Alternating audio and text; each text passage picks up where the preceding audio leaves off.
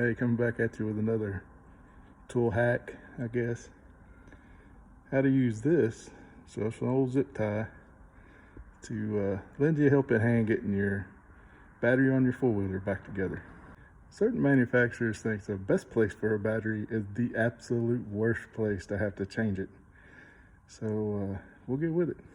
Okay, so here's my little trick.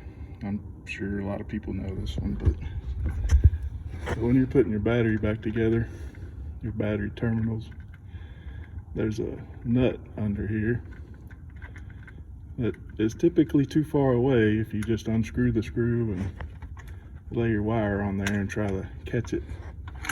So what we're going to do with the zip tie, we're going to lift up on that screw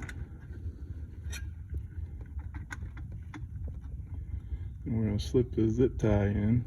It's a whole lot easier when you got both hands. We're going to slip the zip tie in underneath that nut.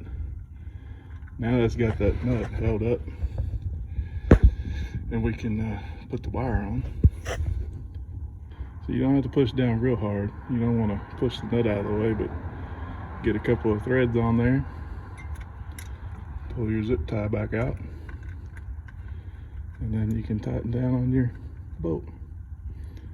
Pretty neat, simple little trick. Some of them have enough space you can double that over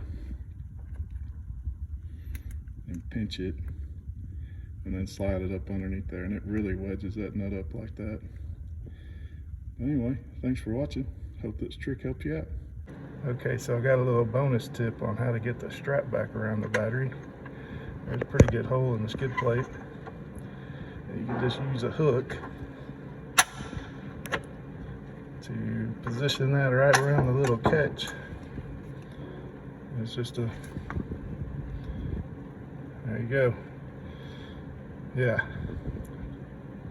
awesome place for a battery.